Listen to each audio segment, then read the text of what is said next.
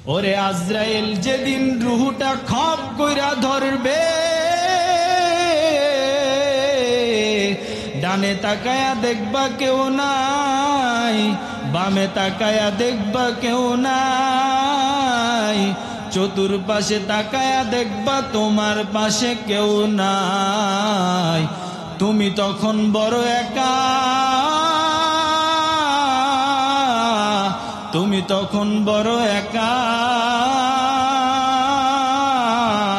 ওরে বাবা, সবাই তোমারে কবরের দিকে ঘর থেকে টেনে টেনে নামাইবে। সবাই তোমারে বলবে এটা আমার আব্বুর লাশ, তোমার ভাইয়েরা বলবে এটা আমার ভাইয়ের লাশ। কেউ তোমারে তখন আব্দুর রহমান বলবে না, মসজিদের মাইকে এলান হবে মরহুম আব্দুর রহমান। कौनैन का मुख्तार खुदा तुमको बनाया, कौनैन का मुख्तार खुदा तुमको बनाया, उम्मत की नगहबान खुदा तुमको बनाया, उम्मत की नगहबान खुदा तुमको बनाया। मैं दूर हो मजबूर हो ऐ सैयद आलम, मैं दूर हो मजबूर हो ऐ सैयद आलम, दीदार दिखा दे नहीं आवाज सुना दो, दीदार दिखा दे नहीं आवाज सुना दो। मैं सूरत यूसुफ को नहीं चाहने वाला, मैं सूरत यूसुफ को नहीं चाहने वाला, मैं कैस के मानिंद नहीं आशिक लैला, मैं कैस के मानिंद नहीं आशिक लैला। सुब्हानक ला इल्म लना इल्ला मा अल्लमतना इन्नका अंतल अलीमुल हकीम। আল্লাহ তাআলা রব্বুল আলামিনের দরবারে শুকর ও সুজুদ যে মহা রব্বুল আলামিন আমাকে আপনাকে আজকের এই জুমার দিনে পবিত্র জুমার নামাজ আদায় করার জন্য আমাদের এই দারুল উলুম হামিদিয়া মাদ্রাসার মসজিদে এসে উপস্থিত হওয়ার জন্য তৌফিক দান করেছেন। এজন্য সকলে অন্তরের অন্তঃস্থল থেকে শুকরিয়া আদায় করি আলহামদুলিল্লাহ। আল্লাহ তাআলা রব্বুল আলামিন আমাদেরকে এই সময় এমন একটি সময় আজকে জুমার নামাজ আদায় করার তৌফিক দান করেছেন, যেই সময় অনেক মানুষ হসপিটালের মধ্যে শুয়ে আছে। অনেক মানুষের নিয়ত ছিল যে আজকে জুমার দিন জুমার নামাজ আদায় করতে আসব, কিন্তু ওই লোকের ভাগ্যে জুমার নামাজ আদায় করাটা সম্ভব হয় নাই, সে হসপিটালের বেডের মধ্যে শুয়ে আছে।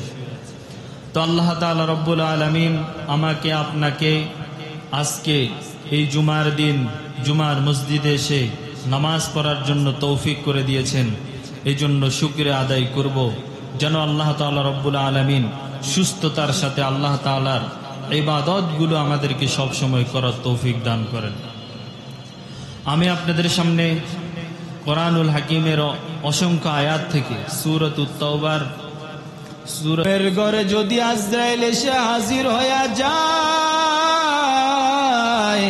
তখন তোর মায়ের কাছেও বিদায় নেওয়ার সময় পাইবি না, তোর মাকেও বিদায় নেওয়ার কথা বলতে পারবি না। আমার যখন আজরাইল এসে হাজির হয়ে যাবে, সকালবেলা তোর মা তোর রুমের মধ্যে গিয়া দেখবে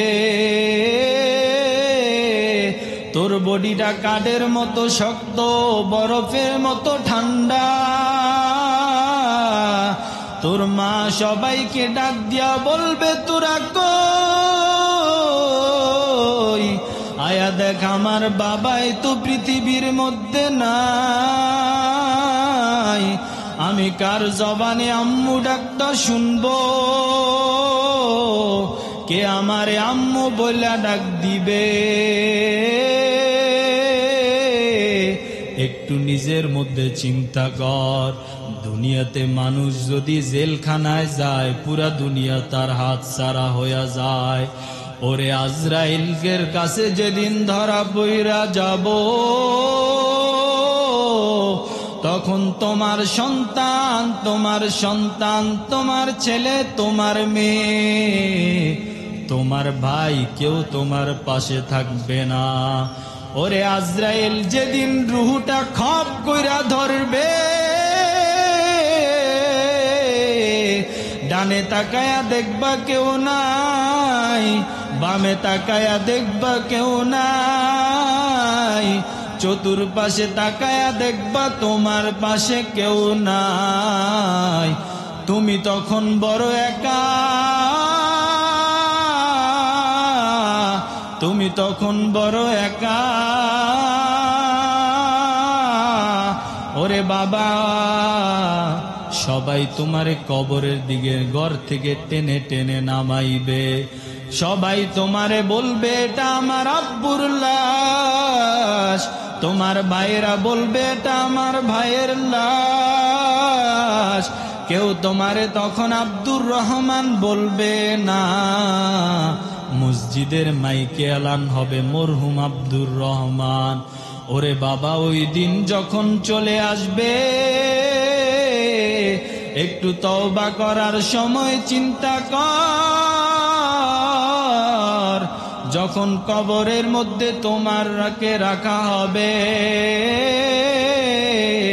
ওরে বান্দা গুনাহ নিয়া যদি কবরে যাও, ওই কবর থেকে চতুর্পাশে মাটি এত জোরে চাপ দিবে, এক বাজরের হাড় থেকে আরেক বাজরের মধ্যে ঢুকে যাবে। আল্লাহ তাআলা ফেরেশতাদেরকে বলবেন, রে ফেরেশতা, এই গুনাহগারের কবরের মধ্যে, এই গুনাহগারের কবরের মধ্যে জাহান্নামের আগুন দিয়া ভরিয়া দাও। তখন তোমার কি উপায় হবে? তখন তুমি আল্লাহর কাছে কি জবাব দিবা? ওরে বাবা, গুনাহ নিয়া যদি কবরে যাও, জাহান্নাম সারা কিন্তু উপায় নাই। কি উপায় হবে আমার মরণে? কেমনে একা থাকবো আধার কবরে, কেমনে একা থাকবো আধার কবরে। এ জীবনে না করিলাম বন্দেগি, গুনাহ করে কাটাইলাম জিন্দেগি, গুনাহ করে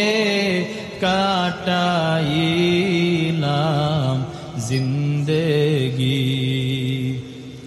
আল্লাহ তাআলা আমরা যে সমস্ত কথাগুলো বলেছি, আল্লাহ তাআলা রব্বুল আলামিন আমাদেরকে সব সময় গুনার প্রতি তওবা করার তৌফিক দান করুন।